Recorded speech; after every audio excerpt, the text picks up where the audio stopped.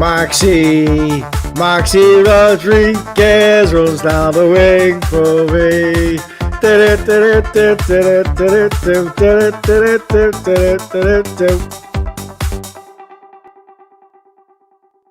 Hello, good evening, and welcome to the Fatback 4 Daily.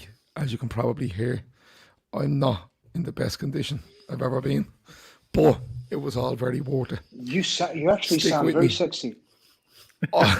Stick with me because I'm going to try my best. You smoked about 70 major last night. 70 major. 70 major, loads of cans, and a rendition of Maxi Rodriguez every 3 minutes for about 3 hours. But this show is brought to you by Paddy Power, a bookies, a website and an app. If you gamble, please gamble responsibly and remember to do so with Paddy Power. With me tonight I have Andy and I have Grizz, and we may have more people throughout the show. I might just drop off because my voice won't work anymore, but as I said, it's worth it, and I'm sorry. I apologise in advance. Grizz just pissed off. No loss.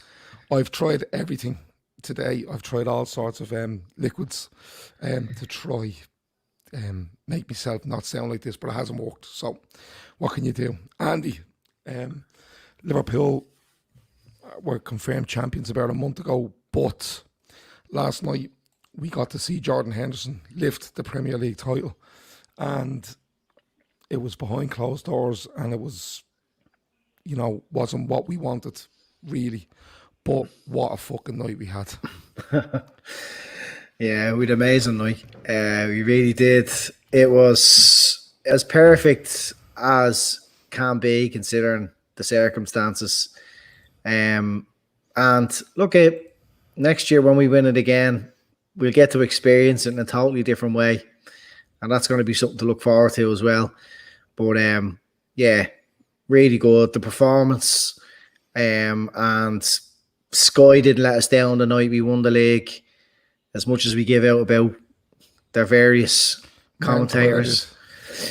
Well, yeah, he did, but Kelly and Souness and Carragher, they all made up for it. Johnny Barnes, and the performance, the players, Klopp, everything. It's brilliant. Kenny Dalglish handing the fucking trophy over to Jordan Henderson. Amazing. It was deadly. Loads of people are saying, fucking hell, Gav is finished. What's going on? He's in bits. I feel great. I feel amazing. But the throat is just not playing ball at all. Literally laughed and shouted and done all sorts for hours last night. And this is the result. And I'm happy with it. It feels like an achievement when you end up in this state. Grizz, you were going to a farm. You were going to have melons.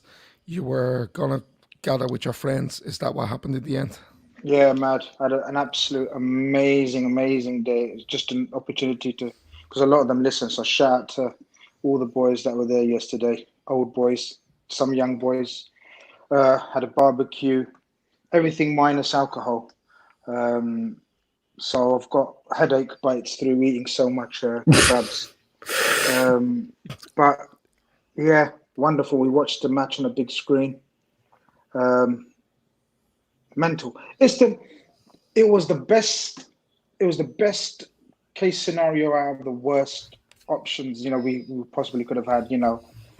I feel sorry for the players that the fans weren't there, and I feel sorry for us fans that we weren't there. Do you know what I mean? But credit to Liverpool Football Club, they still managed to put on a show. And I've done another amazing tweet, Gav.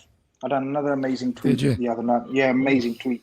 And what I said was, only Liverpool Football Club can make such an occasion so emotional. And it got thousands of likes. Did you do that tweet? Yeah, I didn't copy you. Fuck off before you start giving out. I copied you. So yeah, I that was my own. I didn't copy no one, and because I felt it, Gav. That was like a tweet from the heart. Because I was watching and I was thinking, only this club can make something in an empty stadium feel so full and full of emotion and passion and the way the Klopp and his staff came out and everything about it, I really thought it's going to look really cringe, and it's going to be, you know, echoes everywhere and everything, but it wasn't. It was unbelievable. I loved every second of it yesterday, man. Every second of it.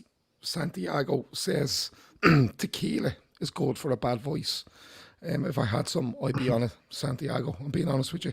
Ray Dicko says there was some singing going on, to be fair. It was ridiculous. But Andy, back to the start. It's fucking hard getting into a pub nowadays, isn't it? You have to guess the password at the front door and all sorts of messing. Yeah. There's all them rules, but we made the most of it. I don't know. I don't think we could have done it without Shawnee.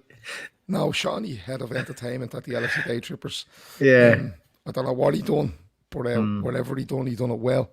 But there was a buzz, Andy, wasn't there? Like we arrived in the pub and there was 6 of us, I think, at the start. Yeah, And, yeah. When I rocked in, you buzz, were watching the United game. It probably just kicked off, or was halfway through the first half, was it? It was probably second half when you got there. Yeah, it's always a good way to start a night, isn't it? You know, when you're waiting for the match you want to watch, there's another match on. So you're sitting there having a chat, having a quiet point, and you just know like the madness is coming. The madness is coming, and I was worried about how the game would go, because obviously Chelsea had a hell of a lot more to play for than we did. We just wanted to put on a show for the people watching all around the world and outside the ground. And you want the night to be perfect as can be by putting on a good performance. But Chelsea have a lot to play for. You know, win there last night would have guaranteed top 4 for them. But still in their hands, and yeah, it's fucking just so good, Gav. It was perfect, wasn't it, Grizz? Yeah. Because United draw 1-1 and puts everything on the line now on Sunday, and then Liverpool go out and listen, they should have bashed Chelsea. They were playing at 70% and looked way better than Chelsea. But somebody mentioned there earlier, Grizz, Frank Lampard had a bit of a meltdown, didn't he? He did, very unlike, but that just shows how much they had to play for and passions. That's what makes last night's performance brilliant, even more brilliant, because Chelsea were proper up for it, as you can tell from their manager, who's normally very calm and calculating and sort of, you know, he comes across like that anyway, but he totally lost it over sort of that challenge, which was a bit dubious, maybe. Maybe it was a free kick, maybe it wasn't, but you don't expect to have that much a rage that Frank had.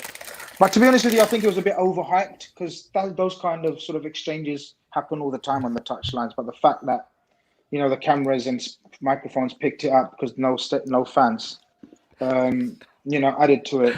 What's going on? I'm watching Andy trying to slip a bit of chocolate into his mouth without anyone noticing. I thought it was crisps or something. No, it's chocolate. Chocolate. Yeah, so yeah, it would have been weird if it was crisps and tea, but you are Irish, so I wouldn't put past it. That's racist. That's completely racist. It is racist. Well, you know, this is he was even slagging off our fucking kebab shop we went to last night. You were slagging off your kebab shop. I was saying the kebab. I was. Yeah. We get to the kebab shop in a bit. But the Frank Lampard incident, much ado about nothing, but it was funny to see sort of us have the final laugh with Trent scoring directly from that free kick and then everything else. But look, I thought yesterday's performance was stunning for the very fact that, as Andy says, they only needed a point.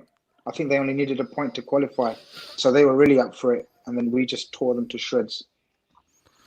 We did, Andy. Like, we get into how much of a good time we had during the game, after the game, and then kebab shops. But like someone says there, you know, Chelsea had a lot to play for. They needed, I think a win would have guaranteed. I don't know if a point would have. But like someone says there, they're meant to be our biggest challengers, and we put 5 past them with our flip-flops on. I thought Liverpool were brilliant for the vast majority of that game. Our biggest challengers? Yeah. How do you mean? Oh, someone said there they're being talked up as one of our biggest challengers next season. Look, they've a lot of quality. I love when a team comes to Anfield and tries to play like they played, like, you know, proper spirit of the game, proper trying to get out there and play football the way it's supposed to be played. Fucking Macker Ravanelli on the chocolate blocks. I need to turn down live comments off. They always distract me. But yeah, they've some quality in that team. You know, we seen it when Pulisic came on, unbelievable. Like, you know, but they don't have a team at the moment. They don't have what we have. They're missing a lot. They're missing a really top goalkeeper, a good center, you know, top quality centre half, and then, you know, a couple of years, and then maybe they could be challenging again. You don't just go and buy Timo Werner and add to all the other attacking quality you have already and just expect to be going out there challenging. They're easy to score against, and I mean, we pissed all over them at times. I think at any stage Liverpool could have upped the gears, and their two goals kind of made a game out of it when they made it 3-2. But at that stage, Liverpool had missed so many other chances as well. Like, Salah could have had two more. He could have gave a tap into Bobby. Could have gave a tap into Mane. That game wasn't near as close as Frank Lampard likes to make out. They're being linked with Kai Havertz as well. But you're right. They need a goalkeeper. They need a couple of centre-backs, and they definitely need a left-back. But Keith, Heath says Keith probably looks like Gav sounds. Keith was all right last night. We were all okay. Just when I woke up this morning, I sounded like this. Grizz, want to give a mention to Naby lad. He didn't half hit that fucking one hard, did he? Yeah, it was a proper one of those thunder bastards, isn't it? Where you just Roy of the Rovers stuff. You know, you see, you know, the old footage of people. Who's that famous guy that blasted it from? Like, there's one famous goal like that. I can't remember now. Yeboah. Wow, it was very similar off the and it always looks extra special, doesn't it, when it hits the crossbar? Yeah. I think you was trying to do it all summer, wasn't you? Trying to hit the crossbar. No, was it last summer or this summer? Eh? Yeah, but that was with a golf club. Oh, was it with a golf club? Yeah, I was thinking golf balls. I thought he was trying to do it with the football, but yeah. What a goal. What a goal. Not only the goal, Gav, is the run leading to that sort of free. He gets the free. Oh, no, it's Mane gets the free. But there's so many thrusting runs that he does, and we haven't got someone who does that on a regular basis. Ox shows glimpses before his injury. What's his name? The other fella. Ginny's got it in his lockup, but again, I don't know if it's by order of Klopp or he doesn't show it enough, but it certainly seems Keita's got the permission to do so. And when he gets in full flight, he's very good running with the ball. I didn't know he was that quick with the ball. He showed glimpses of actual speed getting away from his fellow central midfielders. So it bodes well for the future. Naby lad was, without shout, for me, one of the stars of the show last night. And as Andy says, they've got a lot of good players. So to stand out so clearly just shows you the talent this kid has. Yeah, Dylan O'Rourke says, I sound like a mixture of Steve Austin, Chewbacca, and a lawnmower. I think that's the perfect fucking way of describing it. Andy, you know, Kieran says the fan base is split about Naby, and I understand why, but if we can get him settled into the team next year, he could do wonders for us. Is it split, Andy? I don't think it's split on his ability. I just think it's split on his output. I don't think that, like, I think, right, there is a big difference in what people think he is right now and what, you know, some people are making out he's played a lot better for Liverpool than he has, and others are probably making out that he's probably played a lot worse than he has for Liverpool so far. But I think everybody agrees he has quality. Everybody's seen his quality 4 years ago at Leipzig, and then he had a poor enough season once he signed for us. He was on the exit there, got sent off a good few times, and then he's come into Liverpool and he's had a couple of injuries to begin with, and he's serving his time in the gegenpressing. And it's just been a bit too slow for a lot of people's liking. You know, you spend 50 million on a player and you see the quality they have, you kind of almost expect it immediately. But if you remember, he was thrown into the team straight away when he signed. And Fabinho got the benefit of about 3 months of not starting. So, and just like Robertson did, just like Ox did, and they got to work on all the, you know, exactly how Klopp wants them to play in the background.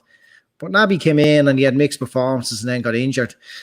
So that's where the divide is created. I don't think any fan doubts his potential. You know, I don't think anyone doubts that he has it there. But what we did see last night, I found, was Naby from Leipzig. He was that type of goal, how aggressive he was. He's been a bit too safe at times, and he's just looked like an ordinary midfielder, and that's understandable if he just wants to stay injury free and establish himself. But last night we seen the quality that he can produce and how he chased the ball down.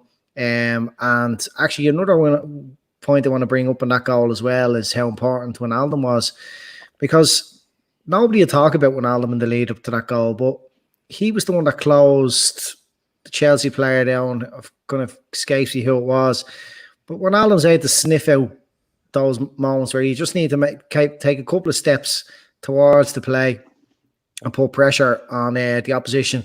And then Keita's able to get his toe on the ball again and burst forward. And my God, Ryder Rovers, the way he swung his leg at it, it was fucking unbelievable. No finesse or anything about it. It was just bashed it. I'm ballooning this ball into the top corner and in off the bar. It was quality, and I hope that's all he needs now to kick on. The buzz that the players seemed to have with him, when he was coming up the steps and they were all giving it to Naby lad, and he seems like he's integrated in there really well. So yeah, I think as fans, if there is a split, that's what we all needed, just to see, just a glimpse, because that was his best performance for Liverpool I've seen by a long shot. I think I think the fact that he can communicate, and as you said, he's got this bond. You can see a bond with his teammates. I think the fact that he can speak a lot more English now as well definitely helps. It has to help. It's got to help. Communication, especially in a team like ours, where it's all about, knowing when to be, exactly where to be. If one player's in a certain position, as you said, the way Gini helps him cut out the passing lane, and then it means Naby can sort of attack the ball, top up the ball off the player. And, these kind of things, you have to have communication. And apparently he struggled to learn the language for quite a while, which can't help. Do you know what I mean? So it does definitely help that he can speak the language now. The big thing for me is, and I'm not taking away from his performance, but the big thing for me was it was the two players he had around him. And by that I mean he had two very intelligent footballers around him in Fabinho and Wijnaldum. And it looks to me like Klopp is trying to make that left-sided part of the midfield the creative arm of it. And what I mean by that is that Fabinho's sniffing out stuff, Wijnaldum is sniffing out stuff like Henderson would do on that side, and then Keita is able to go and express himself.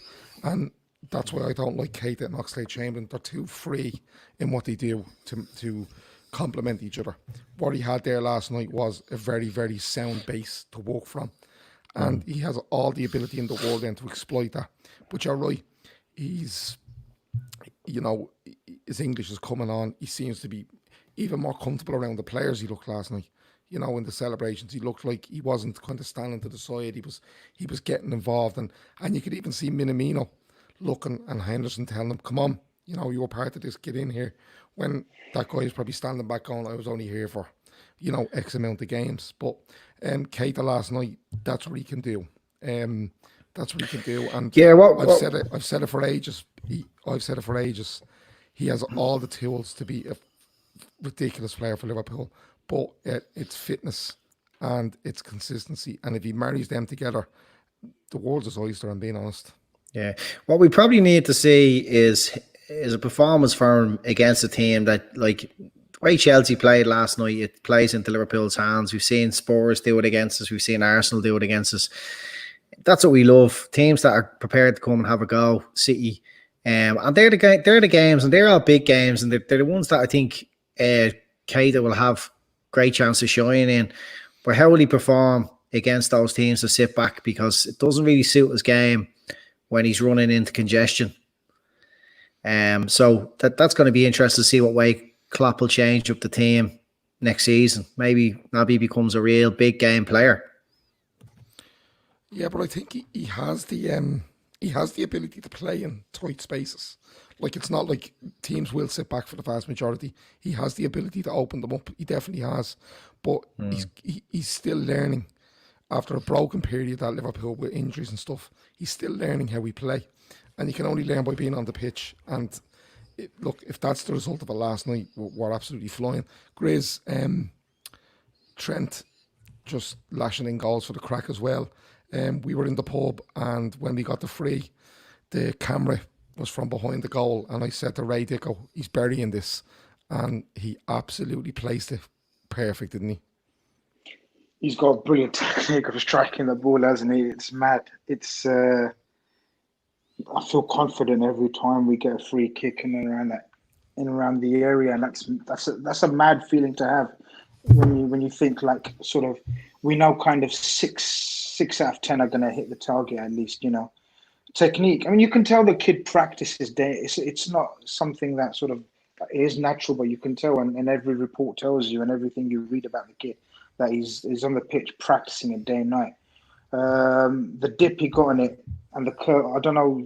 Did you see where it starts off? You know, they always have a screenshot of, like, where it's, you know, it's miles off the goal, and then it just curls, and it was just perfection. I mean, some people were trying to blame the keeper, the keeper. Some trying to. Did you get that? Some trying to blame the keeper. Yeah. Some were trying to blame the keeper, but I thought it was perfection. I know we've just praised Naby Lad's Thunder Bastard. He could have possibly, because it wasn't right in the top corner, he could have possibly got a hand to that. But for the Trent free kick, nothing. Trent free kick was just sublime. What a fucking player! What a strike! It's not only his free kicks, Gav, his passing. Like, everyone talks about his big booming passes that he does to Robbo and all that, the cross-field balls and the cross like he done for Bobby. But if you analyze the small intricate passing that he does to set off moves, they're just as important and as skillful, and as, you know, shows amazing vision. And he's still a kid. He's still learning the game. He's still learning the art of fullback play. And you've got to remember, these fullbacks of ours are doing it in a 4. They're not even wingbacks. They're doing it in a back 4. It's like, just shows you how much stamina, how much skill, how much class they have. And this guy is he's just bound to be the Liverpool captain of one day in his life. He has to be. He's just destined. You know, one of those things that are most certainly going to happen. Trent is going to be captain of Liverpool. There's no doubt about that. Yeah, it's like me and Andy were sitting beside each other last night, and about 5 minutes into the game, 2 meters apart. You know, we were miles away from each other. But 5 minutes into the game, Chelsea centre half has it, and Trent is pressing. And I turned to Andy and said, "That's your right back pressing their centre back." And the reason it caught me eye was because comparing Aaron Wan-Bissaka to Trent Alexander-Arnold is mental, completely mental. And I'm not putting Aaron Wan-Bissaka down, but he's playing a different game to Aaron Wan-Bissaka. Andy, they're not playing the same position. I mean, that's what. No, they're not. You know, you can't compare Wan-Bissaka with Trent, because when you bring up things like tackles made, how does that make any sense? Trent doesn't defend. He never has to defend. And more often than not, his defending is just about standing his player up, holding him up, getting players back and around, bodies around. He never has to throw in tackles. Like, you know, he's there's no one who's passed the ball or who's taken more touches in the league this year than Trent Alexander-Arnold. Yeah. So he's not playing right back. He's essentially playing midfield. And it's ridiculous to compare. I know who I'd want on my team, and I know what sort of system I want my team playing. Wan-Bissaka is going to be great in a team that's fighting for Europe. Like we're fighting for leagues now and winning leagues, and that's what it's all about. Is what he started doing with his free kicks. He's crossing them into the goal. He's taking out this way. You know, players are standing over the ball and free kicks. They're shooting. You know what I mean? They're trying to shoot, but he's passing the ball into the goal now. And any free kick he scored now is like that. Even the ones that are being shifted a little bit out of the way for him, he's passing them into the net now. His accuracy, his delivery is incredible. And there was 2 crosses there last night from deep. One obviously led to Bobby's goal, and the other one was onto Mo's toe. Now, hard enough ball to control. Mo did well with it. But those crosses are explicit. They're fucking unbelievable. And there's no one in world football that's doing that. There's no one in world football that's producing that. The cross for Bobby's goal in between 2 centre halves onto Bobby's head was sexual. And a kid is only 20? 21. 21. He's going to be around for another 10 years. That's what we have to look forward to. 10 years more of this. Wherever he plays, whether he plays right back or moves up forward. Unbelievable. And he's come on as well as a character as well. You just see how he is in his interviews now compared to 2 years ago. He's very timid in his interviews. Now he's like, yeah, look at me. I would have swapped all my medals for this medal tonight. How many 21-year-old players could say all their medals? Yeah. But what a start. There's so many players. You could talk about any one of our players individually for half an hour. That's how good this team is. There's so much to say about so many players, whether it's Alisson, Van Dijk, Robbo. I mean, you could literally do a podcast on every single one of them and talk about everything about them. They're just such a great bunch, and Trent again, just no different. He's out there representing all us fans. You know what I mean? It's great to see a Liverpool fan, a Scouser, out there on the pitch. It's fucking brilliant. He's I think you'd be better off comparing him to some right wingers in the league. Let's be honest with you. I think it's a fairer comparison. Like the Wan-Bissaka stuff is just mad because Wan-Bissaka suits a team that are top heavy, and United are top heavy. What I mean by that is their main quality is up front, whereas our main quality spreads throughout the side. You know, for me, if United were to get to Liverpool's level, Wan-Bissaka probably wouldn't work for them. So it's just the nature of the player he is. But comparing him to Trent is mad. I think he'll go on, he'll break appearance records for Liverpool. I think he's about 135 appearances already, and he's only 21. I think he could go close to the appearance record, and being honest. Well, that's on the trajectory. He's making 700 appearances. Yeah, I think he could go close. He will be captain of Liverpool Football Club, and he doesn't need to move from right back. He's not playing as a right back. He's basically playing as nearly like an inside right forward. It's mad to watch. He's controlling and he's having influences on games from essentially right back. Let's not get it twisted. He's a right back.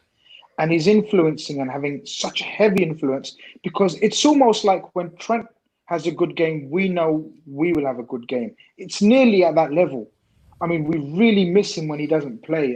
And you don't normally say that about this Liverpool team. We can kind of cover most positions.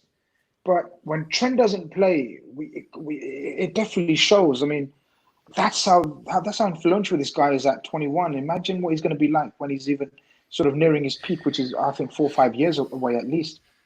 If you're an opposition team and you're playing against a team and their playmaker, whoever it may be, you cut out the supply to them. You know, rather than stop them playing, you cut the supply to them. How do you cut the supply to a right back? Well, you can cut the supply, but the problem you have is that you have a fella on the same side of the pitch that's fucking involved in 100 goals in 140 games. So if you cut supply to Trent Alexander-Arnold, but my point is you can't really. You can't cut. Well, you can. How? Because you wouldn't have enough players around a player. Do what Man United. You'd have enough players to stop Trent, but you'd leave a big gap and a big avenue to just hit Mo Salah all day. Shall I tell you who done? Great point, Gav. And I just want to carry that on and give it some context. Shall I tell you who done the best job on our fullbacks? But that was because no Mo was playing, and you got to give credit to that PE teacher from Man United, right? He made his wingers, wide wingers, mark our fullbacks at Old Trafford. Do you know when the game knew? Was it last season, Gav? Innit? When Mo wasn't playing, it was 0-0. Or was it this season when Mo wasn't playing? He didn't. I can't remember now. He played. No, I don't think he played. Was it last season? Yeah.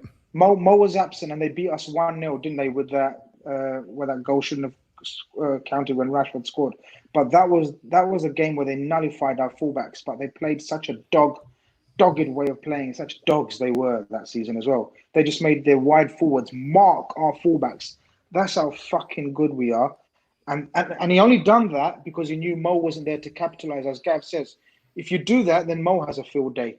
So it is very difficult to stop. It's just a testament to the fella that he's the age he's at. You know, he's still fairly inexperienced, even though the medals he has, you'd still call him fairly inexperienced with 145 ish career appearances. But he's just outrageous. And Andy, we'll go on to the Bobby goal. Now, I said to you last night, I don't care if Bobby doesn't score because it's something for everybody else to hang on to, and we have a laugh about. But he gets the goal, doesn't he? And it's a brilliant one. Yeah, it's just all about that cross, though. You can't talk enough about it. You discussed that. I'll be back now. Go on. You just no, seriously, the cross was just unbelievable. It's putting a play for Bobby. Like that, Gav, you were saying, you don't care if he doesn't score. Gav's not here. You can refer to me as Grizz. You can talk to me, Andy. Like, you know, Gav's not here. You're saying Gav. Gav asked me the question. I know Gav. But he's not here. Now you can say, like, you know, Grizz. Just do you want a fucking row? Well, go on. But I think we're all delighted for Bobby last night to break that duck, to not score at home in the league. That, you know, you've just won the league. It had to happen. And it was a quality finish. When a ball's coming across you like that, the whip, easy enough to spray it over the bar as well. I put it wide, but he took his goal extremely well. What do you think, Grizz? Do you know what, Andy? The last thing you want is opposition clubs fans to have anything to cling on. So even though we've had a fantastic season, even though we smashed all records, you would have still got little cunts saying that, oh, your striker didn't score at home. So I was so happy that, I mean, I was totally opposite of Gav. We done the preview show and I said, he's destined to score.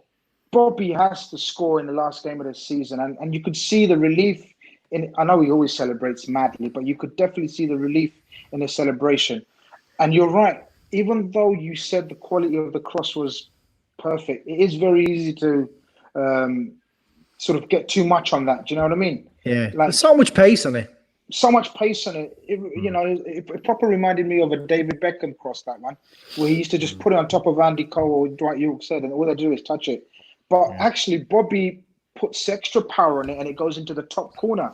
You know, most headers go downwards. His one went like it was rising all the time, and I thought, oh, fair play. I was chuffed. That was chuffed to bits for that because that was one of my favorite. Even though it didn't mean anything in the grand scheme of things, it was still one of my favorite goals. Still one of my favorite goals of the season. He needs to start playing with those shades on, doesn't he? Oh, cool as he was deadly. There was nobody as fucking cool looking as him with those shades on that they all tried to pull off.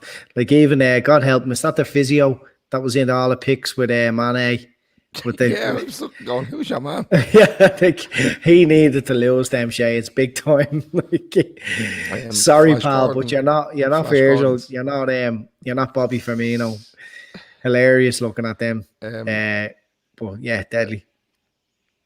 Flash Gordon says Gav's just gone off down a bottle of Calpol. Nah, I just decided fuck that. The only thing for this is a can. So I'm going with can a of Calpol. See if it gets any better. No, it's a can. Where am I going? There you go. I'm going to give you some proper remedies, but you're not going to listen to me. I'll tell you them afterwards. I have the fucking remedy now. It's a can. Voice box remedies. Yeah. What? Voice box remedies. No proper remedies, like old ancient remedies that my family have been using for like thousands of years. For what? For voice boxes. For sore throats, dodgy etc., kebabs on a etc. Wednesday night. For whatever.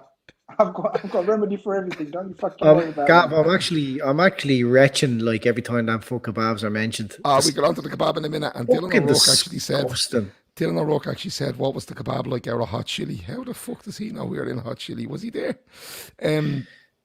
But there's 100 odd people watching this. I don't know how many likes there's been. There better be 100 likes. How the fuck does that chap know where you was? No, I'm intrigued by that. Yeah, man. we get to it now in a minute because he probably walked out that time of night in that part of town and close to where we were having a drink. That is he's smart. good. He's good. But yeah, please like, please share, do all that, and you know how it works. We're not going to go big on that tonight, but you know how it works, lads. So Ox gets one, Grizz, and I was delighted for him because I feel he's come back from the break and he's been a bit off it. He's looked a bit lost for me, to be honest. But what a break for that goal, because that starts with a header in air box, a touch outside air box, and Andy Robertson absolutely makes a laugh at Jorginho before squaring it, and the Ox finishes it. It was a fitting end to the game, wasn't it? It was a fitting end, and it just reminded the likes of Chelsea and United and probably City as well how good we are and how deadly we can be and how far off they are. That was such a Liverpool goal when you've got a corner and corner is supposed to be a positive thing for the opposition, yet we fucking strike fear into teams when they get a corner. That goal for me is 75% stamina daddy, Andrew Robertson. I mean, that was just fantastic. That is Andy Robertson at his absolute fucking best. There's been a bit of criticism about he hasn't been as good as last year and whatever. People looking for perfection is mad. This guy is he's Superman. He's fucking Superman. The way he's the one who heads the clearance, right? Is that what you said? I didn't know that. No, there's a header in the box, and I heard he heads the clearance. Someone said he headed the clearance. Maybe he did, but he appears out of nowhere making a break, and he lulls Jorginho in with a touch, and then just bursts past. To be honest with you, he couldn't have chosen a better player to sort of run past that. That's Jorginho. As we discussed in the preview, Jorginho is just not cut out to play in this Premier League. It's too fast. It's too furious for him. But that doesn't take anything away from the lung capacity of Andrew Robertson. The understanding as well where he's got with Mane, it's just beautiful. You expect the roles to be reversed where you expect Robbo to play that ball into Mane and then Mane going on a fucking sprint. Well, it just so happens Mane is in that position. Robbo automatically goes. How it came about, What's going on there? Andy's listening to a different podcast. Like, fucking, how bored is he? But yeah. You're just going off one there, Chris. Sorry. Robbo fucking started listening to some Irish podcast now. But Robbo was just super. That goal was fucking absolutely Andrew Robertson at his absolute best. It was brilliant, and it put a nice end on it. It put a nice shine on it, Andy. And then we get to the main event, and the big thing for me, Andy, was, we know we've won the title. We know we're champions. We've had a month of reveling in it, more or less a month, isn't it? Somewhere around that. But the trophy thing, it didn't kind of hit me, Andy, until you could see the whole thing set up. The place went into darkness and all that. And then I went, oh, hold on, this is actually happening. And somebody said there earlier about the emotions around the place. Like, you've Dalglish, you've Souness, you've Kelly Dalglish, you have Jamie Carragher, Barnes. It was a really emotional one, wasn't it? Even though he had a month to prepare, it was really emotional. Souness in particular for me. Yeah, you know who we missed last night? Thompson.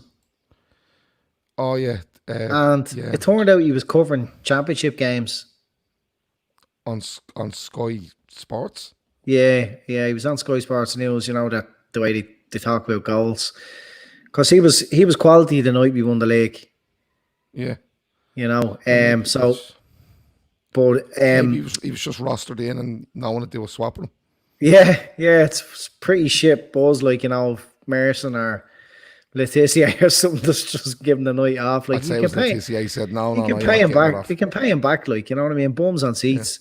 No, it was brilliant. The moment for me was when Kenny was standing kind of in the cop, but in a different part, and he got the nod to head off. Now, you know, and it wasn't in the cop; it was probably in the main stand, and he got the nod to head down the tunnel, and off he went. And I just got so excited for him. I just love Kenny, and for him to be heading off there to hand the trophy over, after so long, after being the last manager to do it, and he's even done it since with another club, and to hand it over to a player who he brought in himself, it was just so emotional, really. The connection between, you know, the kind of boot room, it's still there all the way through the years. There's these connections, and I just loved all those moments, those nostalgic kind of moments, that just makes you believe there's still a bit of romance left in football. And someone says there, where was the cabinet? It's all he was really missing was the big cabinet. A big green screen of a cabinet would have been amazing. Yeah, if the cop had been converted into one big huge cabinet, that would have been probably that bit more perfect. But no, everything surrounding it. I thought Souness was absolutely excellent. He's, you know, for a while I wasn't quite into him as a pundit, and he's really grown and grown. He's definitely the best pundit now on TV.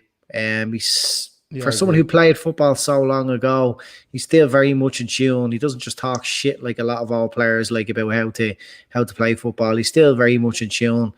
It took us a long time to get over what happened when he was manager. But he loves the club just as much as the rest of the greats do. And he's the total opposite of Stevie Nicol. Totally opposite of Stevie Nicol. That's Nicol. What you can say. Yeah, Steve Nicol. Yeah. He talks mad, absolute rubbish. Yeah. Yeah, I don't know. Wouldn't he? Yeah, wouldn't be able to lace his boots anyway for a start. But just it all, and for Kelly as well to be down on the pitch while Adaz doing that, and with Barnesy and with Souness and Carragher and close by. It was like we said at the start. It was as perfect as it possibly could be. It was up there, and but Grizz, you know, it was a lovely moment where Kenny gives Jordan Henderson the hug and has a word in his ear, and you know, Henderson's able to take the trophy and lift it. But the one thing that came over for me was the togetherness of that squad, because they've had a month of knowing what's coming here, and it easily could have just went as lift the trophy, yay, you know, and off we go. But you could see on that podium how close they are, how much they look out for each other. Even like I said earlier, small things like Henderson making sure Minamino was involved, and beautiful, getting the likes of Nico Williams and Harvey Elliott, who got a medal, didn't he? And you know, Curtis Jones, getting them all right in the middle of it. They weren't standing on the edge; they were right in the middle, and it was a case of you're up here for a reason. And you know, I heard an interview with Jordan Henderson during the week, and he was saying that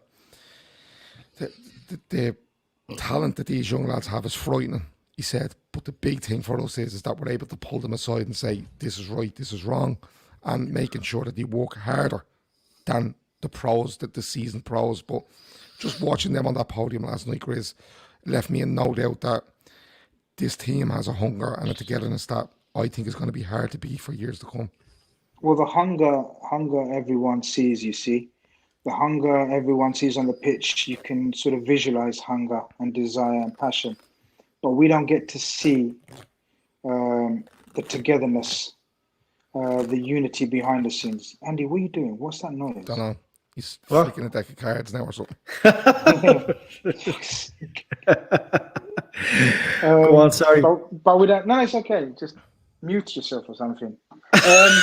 But yeah, so basically, we don't see. That wasn't called for at all, Grizz. I've learned that. I've learned how to mute myself. You fucking sat there for a whole podcast for an hour with your smoke alarm going off, you lunatic. I've learned mute. So fucking, I'm gonna spread the gospel now. I've learned how to use mute. Everyone should use mute now. All right. So basically, Gav, the Gav, we're just togetherness, going the to go and get unity. a bit of moisturiser for my hands here while Gray's waffles on, right? Right, go on. I'm gonna put a wash on. We can't. You can't buy that. That's the one thing I'm not worried about other teams spending and whatnot, because you just can't buy unity and togetherness like this team has, and we've got it in abundance, and we've got that, you know, over any team I've seen of, especially of Liverpool's. We can't really speak for other teams, other champions, other league title winners, but what we can say for the Liverpool teams is this is the best unity and togetherness from A to Z we've ever seen, and we're not talking just Pep Linders and Peter Kravitz and Klopp. We're talking his sort of goalkeeping coach, the physio, the doctor. Did you see how many? There was a group of them. He had his whole team there. Was about Yeah, seven of them. And he brought them up first, which I thought He was brought them nice, up first, and gave them absolutely the individually. moment. Absolutely, Gav. And he gave everyone. Each individual, each youngster had a moment to get up there. You literally can't buy that. I mean, I don't know how a team like City would go about in the transfer market and try to buy unity and togetherness like that, like we have at the moment. It's a crazy, amazing feeling, and all the emotions came together. You saw Lallana crying, and as you said, I spotted that as well, where Jordan's trying to make Minamino feel part of it, and even Shaqiri, they're trying to make everyone feel part of it. It's just fucking, we're a fantastic football club. Someone asked there, what will the hunger be like next year? Again, listen to Jordan Henderson, Jordan the Week. He says that the hunger will be the same, if not more. And if anybody is seen not to be hungry or putting it in, Klopp will basically nip that in the bud very, very quickly. So I wouldn't worry about that. It's just as well we have the biggest motivator in world of football managing our team. If we're worried about motivation or hunger, got the best man in the business at it. Andy, let me ask you this though. And listen, Klopp is, I said it to you last night over a point. I said he's the best thing to happen to this club in a fucking seriously long time. Because the way he carries himself, the way he speaks, the way his principles, the way he talks about players, other clubs, other managers, he is the best thing that's ever happened. He's so in tune with this club, it's scary. But how much is the hunger down, Andy? And I'm not taking away from Klopp for 1 minute, okay? But how much of the hunger is down to the fact that the payback you get from Liverpool supporters for being successful with Liverpool is up there and probably surpasses, I would say, anyone in the world. Yeah, but it's the overall package, I suppose. Klopp sells that to the players too. Probably sells it to them in a way that no other manager has sold it to them in the last couple of decades. We've had quality teams through some of the darker days. We've had quality players, and there's quite a few players out there who Klopp has made world beaters. That without Klopp they may not have become that. We brought Robertson in for 8 million. Like, we bought 8 million players before, and they've played to that level. But Klopp was able to do something totally different today. There's just so much of it. It's just all down to Klopp. And I mean, you just said it there. I think you said two things. You said he's one of the best things to happen to the club, and then I think you said he's the best thing ever. It's to turn around and say he's the best thing that ever. We couldn't stop ourselves in saying that because of the Shanks and Paisley and Kenny. But let's face it, he probably is the best thing that's ever happened to the club now. Because of when he comes in and where we're at when he comes in. Yeah. Like Shanks established the club, okay? He made them what they are today. But 30 years without winning a league and losing ourselves and kind of figuring out when is this club going to get back on their perch again. And it's like he was born to come to Liverpool. He doesn't put a comment wrong. Everything he says has so much meaning. The the things he says about the people of the city, the fans around the world, all the staff at Melwood. It's just so poignant, and it's so important that all this togetherness is the reason why we got last night, and we got last year in the Champions League. And he knows exactly what to say to them to get them going again for next season. Make no mistake about it.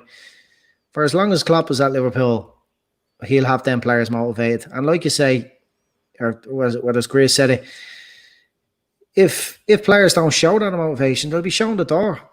And it's difficult. I could forgive a player for losing it, because it's difficult for the human mind to stay that highly motivated for so long. I mean, some of them got what they wanted out football last night, and some of them, it was just a taste. So no, it's Gavin's he's just fucking unbelievable. He's so intelligent. He's I find him so genuine, Chris. I'm being honest with you. Everything he says, and like, you will see people that will say stuff for the sake of it, but you actually believe what he's saying when he says it, because he's come out through this COVID stuff, and he's told people to stay at home, and he's told people we'll celebrate, and he's made a point of saying it, Chris. Like he said, you know, when we get a chance to do this, we will do it. And he doesn't give a fuck what anyone else says. He's made that promise to the supporters, and that's just another layer to him, you know, the kind of way. But Chris, like, even as part of that last night, like we said, he gives his backroom staff their moment. They're forced up on the podium. Usually they're last and they're hovering around the back. He put them front and centre from the very beginning. Is he the best thing to ever happen to this club, Chris? Yeah, there's no doubt about it, in my opinion. The way you just said things about how he talks about us, and it's us with him. It's not, he's got this affinity with the club that he's part of already. He's part of the fabric. He's like, he talks like us, what we would talk about, what we would discuss, how we would respond, how we would react to questions asked about a particular subject. How many times have we hear him speak and we think, fuck's sake, we were thinking that, we would have said that, or, you know, understand where he's coming from. He's got this affinity that only, in my opinion, Shankly and Kenny had. You know, he's on that level. Yeah, of course, we can't, you know, Paisley and Fagan had that as well. I'm not suddenly saying they didn't have it, but do you know what I mean? They were local. He's from Germany. He's come from the Bundesliga. In what, 4 years, 5 years, he's built this relationship with the club that it's beyond all those guys that I've mentioned. Now, just think about how huge that is, and he's turned it around. He has, as much as we'd like to fantasize about and romanticize about the past and the great managers we've had. This guy's done all this in 4 fucking years. It's out of this world. It's unbelievable. It's like a dream. It's surreal still that he's done all this in sort of 4 years. The guy, you know, we there's a laugh and a joke about a statue, but the man needs a statue, and he will definitely 100%, in my opinion, get a statue. I think he's I just love him, and there's just everything about him to love. And he finally, on the whole motivation stuff, is there a big motivation there to go and win it again next year with fans in the ground? That's the next. Yeah, thing. Of course it is. It actually makes it that bit easier to retain it. We won the league, yeah, breaking records along the way. The last night was as perfect as it possibly could be in the circumstances that we have, but they want nothing more than to lift it in front of the fans next season. Hopefully, fans are back in the stadiums next season. But they want to do it again, and they want to do it in the traditional way, and for it all to happen at the same time, you know, win the league, lift it in front of the Kop, and then get on an open top bus the following day. They want all that, so that's gonna be his carrot. Everybody knows it. Let's go again, and I mean, the way Klopp goes about things, every game, every next game is they don't think beyond it as well. So I've no concerns there. Anybody watching, you have to hit the like button and you have to share. That's the rule. It's the only thing we ask. But I want you to put in the comments where you watched it last night, who you watched it with, and are you in a bad state as me? Just let us know before we finish up. Andy, I'm going to stay with you because, you know, we were in a pub watching it. It was restricted attendance in the pub. There was, you know, you were basically at your table, and if you weren't at your table, you were going to the toilet and stuff like that. But it was very well managed and stuff like that. I have to give a shout out to the Camden in Camden Street last night because they looked after us really well, and it was so fucking well organised. It was untrue. But we had a great night, and then we went for a kebab, and it was lovely, wasn't it? No, the food in the Camden was absolutely top notch. Really good. And like that, the systems they have in place make you feel a bit safer than you could possibly imagine in any other indoor environment for so long. So fair fucking play to them. It's an unbelievable. I'm not plugging them here actually. I'm just like anyone who hasn't been there or anyone who travels to Dublin, go and watch a match in the Camden. It's just like nothing else we have here in Dublin. Kind of feels like you're walking into somewhere in New York or, you know, Vegas. It's incredible. Relax. No, it's that good, Chris. Yeah. You just wouldn't believe how well this place is set up for watching football. It has the biggest indoor screen in Europe. And we had the best seats in the house. And it was great. But the kebab afterwards, sorry, Gav, the portion bubble, that was like one of the most disgusting things ever. I thought it was lovely. And I was repeating on me all day. It was disgraceful. Oh, in fact, I'm never going to eat a kebab ever again. Just you will. Go out that fucking they done me a favour. Behind them. Notions kebabs. A few people have put in here. Chris Brack said he was at his dad's house with his dad, his brother, and his 7-year-old daughter. It felt amazing. Kieran Thorne said he was at home watching it with his 11-month-old child. Funnily enough, exactly the same age as I was when we last won the league. Deadly. Wow. Macker said he's sideways at the moment. I'm actually great physically, but my voice is just fucked. Barry Devon, he says 40 Reds in a pub courtyard watching it. Unreal atmosphere, and he's in bad shape as I am. That's fair as well. Grizz, we've done it now. We've lifted the title. The season feels like it's over, although we have to play Newcastle on Sunday. But just, you know, we're going to do loads of shows throughout the summer, and there'll be transfer stuff, and we'll come up with as much as we possibly can for people to keep them going in the weeks until the shortened pre-season, I suppose. But what's the overriding thing for you, Grizz, on this season?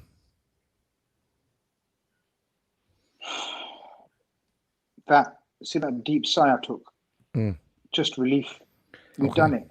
It's just a deep sigh. It's just relief. It's just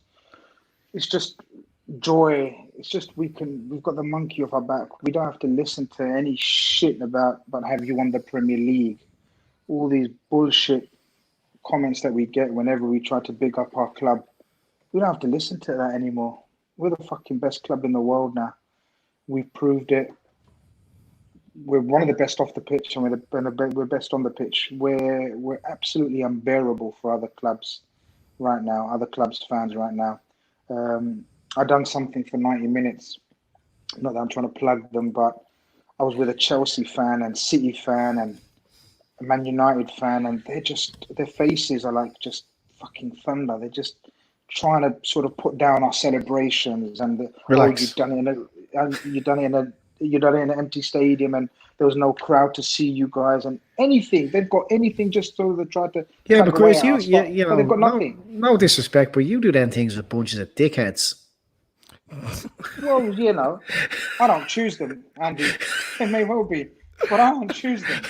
You know, that's the last invite we get off 90 minutes. Yeah, exactly. I don't fucking care. I won't be doing it anyway. Ben is deadly on 90 minutes. No, they're lovely chaps. No, but what I mean is like sort of the fans' viewpoints towards us was just so, you know, they just can't take it, and this is what it is because we've done it so. We've done it perfectly. It's natural growth. and it's beautiful to see, and it's just rejoice, people, rejoice. It's Dylan O'Rourke says, honestly, can we get a best bits pod, a mix up of all the funniest moments? They're so hard to do, Dylan. To go through all the pods and find the bits and putting them together is easy. It's finding all the shit. So if you want to go back and listen, pick out all your favourite bits and tell me a timestamp on them, or if anybody wants to do that, you can absolutely give us a message. I'll take a note of them all and I will put them together for you. But it's so hard. It's so hard to fucking do. Unless you have some sort of reference from people as to A, what they think was funny, and B, when did it fucking happen. Andy, I just felt a massive sense of pride last night, I'm being honest, as the trophy was being lifted. The 30 years thing is always in the back of your head. There's no doubt about that. But for me, it was just, look at them fucking lads. They're deadly. You know, and that's the feeling I've got over this season. They're just deadly. Yeah, they really are. Every last one of them. I just love them all. But yeah, we needed those images to splash all over, media. To see Liverpool with the Premier League title, right? The Manx and everyone else who's won it have harassed us for long enough now. But that's finished now. They can't say a thing. There's nothing they can say to us anymore. And in the manner we done it this season, it was worth waiting for. And maybe because we had to wait so long, it made it all that bit more special. But I just can't get enough of looking at the stuff there today on Match of the Day and on Sky. Just seeing the players, every single one of them with their own little trophy lift, and Henderson doing his signature trophy lift. Like, there's people out there who said we'll never win a thing as long as Jordan Henderson is captain. Well, Jordan Henderson has a signature trophy lift. He's the what if fucking you got? He's the only English captain. 500 followers on Twitter. He's the only English captain. All right, relax. Absolute psycho. He's the only English captain to hoist the Premier League, the European Cup, the European Super Cup, and the World Club Cup. He's the only English captain to ever do that. The argument about Jordan Henderson is over. Don't continue it. Don't engage with it. Entertaining it. Don't interact with anyone who talks about HENDO in any negative form whatsoever. Send for help. If anyone does, just send for help straight away. Honestly, you're going against, by disrespecting them, you're going against all the people you're supposed to love, like Klopp and like Kenny. I mean, look at Kenny when he was handing the trophy out to him, and the hug they had and the words they had. Can you only imagine what he was saying to him? It just lunacy. Needs to. What? It's lunacy. It's lunatic. Yeah, it really is. There's some good moments coming up here. Dylan O'Rourke says, the laugh we had around the night we mentioned holidays and aeroplanes. That's the one where Andy was on. And Dylan wasn't allowed to eat his Kinder Buenos because someone had a nut allergy. Remember, on the plane? 7 hours sitting on a plane, not allowed to eat his Kinder Bueno. Someone else mentioned the pallets of ice cream. Chris Brack says, remember the pod where we had a midfield of Cruz and Silva protected by Carmel? Yeah, that was good. Obviously, the famous one is, Ronaldo flicking on long balls for Shane Long to chase. That was a good one as well. But it's still a classic. Come here, sorry, go on. I'd say you're building up to having a go off someone else, so just give me a minute. All right. There's also the other one where Thiago won't sign for Liverpool unless they sign Ronaldo to flick on balls for Shane Long to chase. But Aldi Paint says Stephen O'Connor, 2 years of sticky barbecue. It's been a deadly season. But as I said, if any of you want to give me a timestamp on any of those podcasts where you found them good, let me know. Gav, have we got enough likes for me to give a Thiago update? Because if we haven't got enough likes, fuck them. Yeah, come on, you might as well do it. They don't listen to us anyway, Chris. When I ask people likes, they just ignore us. Well, this might take a while. So do you want to do your point first? What? Andy's bit might take a while. Yeah. No, mine's okay. fine. Carry on. Sorry, we don't have to do it if we don't know enough. Okay, go well, on. anyway, Give us look, your Thiago. before, okay, whoever's, go for us, Chris. Make it quick. Oh, yeah, so Thiago, people, loads of questions in the comments about Thiago. Asking what the situation is with Thiago. Relax, everyone relax. I'm telling you, Thiago will be coming to Liverpool Football Club. Talks have stalled, but they've only stalled because Bayern don't want any distractions whilst their Champions League campaign is going on. I know certain outlets have said no bid. They said the same for Keita. I told you guys there is talks with Keita and bids for Keita. The same sources said bids for Thiago, talks with Thiago. Everything's going absolutely fine. That's it. We shall be having Thiago soon. Okay. Somebody has suggested that on our Discord group, you can go in and put your favourite time bit in, and we can try find it. On Discord, if I'll set up a bit on Discord called favourite bits. If you want to throw in what it was, and if you can give me a timestamp on that podcast as well, I'll try my best over the summer to do something. Stu Max says, Gav, Shane Long was charging into channels against those mank buggers the other week. I couldn't stop laughing at his exasperated look. He must be missing that link up play with Cristiano. It's one of the funniest things I've ever remembered, along with Grizz having the choice of all the forwards that's ever played in the Champions League and picking Gordon Pandev, which was another cracker. Andy, you said this is going to take a while, so I'm going to go off and go to the toilet, but go. No, Jared Carl, if you're still listening, he says loads of lads on this podcast used to slay HENDO, not us three, right? But loads of eyeballs. So, Jared, bang it into the comments there who used to slay yeah, HENDO. And we'll attack them. And I'll tell you a thing or two about them. There you go. There's the comment. I'll be back in a minute. The thing about this podcast, I don't think we've ever developed the same opinions on anything. We've had massive arguments in the bunker over the years about what we think of certain players. You know, when we started out, I remember not being too fond of Aspas and Phil telling me Aspas is great. Like, I could give you many examples over the years where I've liked a player. We've fallen out with players like Phil. He raved about Emery Can when he came in. I got dragged into the hype, thought Emery Can was going to be one of the best players that in the league, and we'd be fighting Real off trying to buy him. So we get things wrong. But I'd be interested to know who it was. He's saying when he's had a posh background. Can I give an aspect into this, because I'm new to the Trippers compared to you, so I've only been with you guys for 2-3 years or whatever, right? And what I will say is the difference that I found with you guys, right? And I'm going to be honest as I can and brutal if it has to be, but our opinions, from what I know from everyone in our group, are never set in stone. That's the one thing I've noticed about us. None of us claim to have the ultimate knowledge on football. None of us claim to have an opinion on a player and we stick to it all the way throughout. Disregarding what you said about HENDO, every fucking coach and player says he's fucking vital to their system, to their team, whatever. We all get opinions on players wrong. But what I find about us guys and you guys, the rest of the Trippers, since I've joined, I've noticed this. We never stick to the same narrative and make it an agenda or make it a narrative that it has to spread throughout the whole fucking podcast. As you said, we've got different opinions on different players. Me and Gav disagree on loads. Me and you disagree on loads. But none of us think that's the opinion and that's it, and fucking put down the others just because we've got that opinion.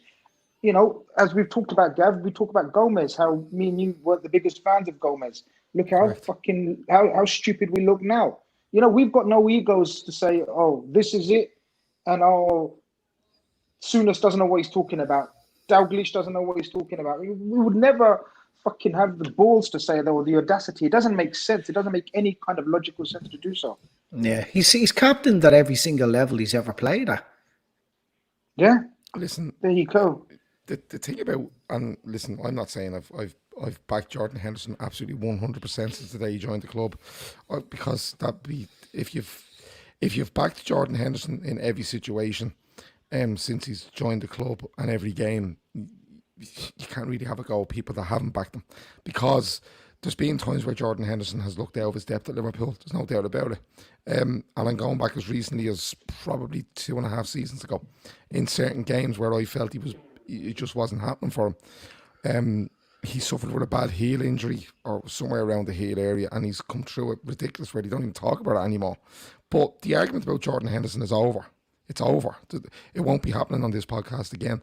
I won't be entertaining people arguing about Jordan Henderson, because at the end of the day, and I've said it already, he's the only English player to lift those 4 trophies.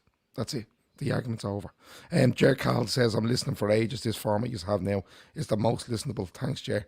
We're trying our best, and we're always open to suggestions. We really are.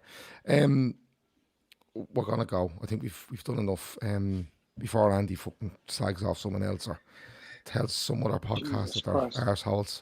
That's my contract in the bin. We're gonna have to start subsidising Chris's income now, because 90 minutes of told him to fuck off. I just got the message. Fuck's sake. Who the fuck's that Andy guy? Yeah, tell him to relax, calm down. But listen, it's been another great show. Keith is back tomorrow with Alex from the Cop TV. They're going to do My Liverpool Life. They're really good shows. Listen to them. Join in. The big thing about this is people think that it's a discussion between 2 people and you can't join in. You couldn't be further from the truth. Join in. Give your memories from the time that they're talking about. It's what makes the show. That's the whole idea behind it. The last game of the season is on Sunday, and we will be back with you on Sunday night. And we're going to walk our way through the summer as best we can, with as much as we can for you, and so many different shows to fill in the time, because we won't have match previews or reviews, and but we'll have a load of transfer stuff. We'll keep you up to date. We're doing our 5-minute videos here and there as well to keep you going. Kieran says, can I ask one thing? Yeah, well, ask away, Kieran, if you're quick enough, and you can ask it. Santiago says, great chat as always. Cheers, lads. Andy, before we go, I've asked you for your overall feeling on the season. What's the best moment of the season for you before we go? And I'm not letting you have the trophy lift. You're not letting No. I would think it was the night we actually won it. It was just amazing. It will live long in my memories. These are the things, like, your kids being born and getting married. Liverpool finally win the league. I don't think you could argue it. When it was finally ours, and the doubts that we had with COVID going on, that the season may not finish, but when we played enough games that it was ours. I'd love to be able to turn around and say, oh yeah, it was a single moment in a game, but that's what we've lived for. And since then, the month, some of the games haven't been great, but we got a reward for all the pain and suffering we've had over the years. But yeah, that night, Kenny and his cabinet, and all the, it was so good. It was so good. It's been a great season, and so many players have come on leaps and bounds. I'm just so excited about next season and the next 3 or 4 seasons. The Klopp is still at Liverpool. It's going to be great. It is going to soak it in. Yeah, take it all in, because I know people that have waited 30 years for this, and they probably didn't soak it in enough in 1990. But you'll soak this one in. You won't make the same mistake again. Although it won't be 30 years before Liverpool are champions again. I think it'll be about 11 months, 10 months, 9 months. I don't know when the season ends next season. Grace, I'm going to give you this last question from Kieran Thomas. He says, how big of a miss will Lallana and Lovren be behind the scenes, in your guys' opinion? Lallana's gone, Lovren's being rumoured to go. How big a loss will he be in your opinion? I think the way the team set up, the squad is being built up now, and the sort of the influence of the likes of Milner and Hendo, and they're still there, and Virgil van Dijk. I think it won't be as much as it possibly could be in other situations. I think if Lovren and Lallana sort of left last season, then you'd say probably they've had more of an influence. But I think it's clear to see their influence has waned in the last season or two. So I don't think we'd miss them. Look, I get that they've been loyal servants and etc. But I don't think they'd be missed much behind the scenes or on the pitch anymore. But look, fair play to them. They've been loyal. They've been great servants. They've been vital to Klopp's early years to build that unity, to build that sort of spirit that we spoke about. But, I'm going to be honest and say I don't think there'll be too much of a miss now.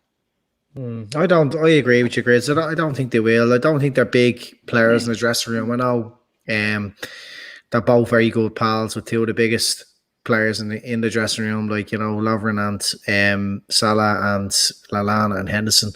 They miss their best mates, but I think, to replace them type of players, they weren't of the same quality, anywhere close to the same quality as most of the team. And there's lads coming in replacing them who are better. Let's say Curtis Jones is Lallana now, and Hoover is fucking Lovren. These guys have such a great future, and they'll easily replace them. I think anyone can come into that squad and adopt that togetherness. Just Klopp makes it so easy. So not too worried. The players move on. They're not the loss of someone like Wijnaldum, if he does go, will be bigger, or Milner. Just on big moments of the season, Chris Brack says 26th and 27th of December, we beat Leicester 4-0, which was breathtaking, and then City lose 3-2 to Wolves. That was when I knew we'd won the league. The last 9 minutes of Villa Park for me, just to throw it in there before we go, because I think that was just so big, especially what was going on at City against Southampton that day as well. For me, just quickly before we go, mine was the Klopp interview with Sky when he was crying. Oh, that was mad. Yeah, that was a highlight. Yeah, and actually, that's. I'm glad you mentioned that, because it's over now. It's over now. The show's over, Andy. No, me bollocks. When you that's what I live for in football is those moments, like, those ones where these guys who are earning hundreds and hundreds of thousands a week act like you. You know what I mean? They have the passion for it, and it makes you believe that romance in football isn't dead. If romance in football was dead, I don't think I could continue on watching it. You need those things, People like Kenny crying, or Henderson, Milner, and Klopp. It just makes you know they feel the same about it all as we do. It's just been amazing. It has, and it's been a good show again tonight.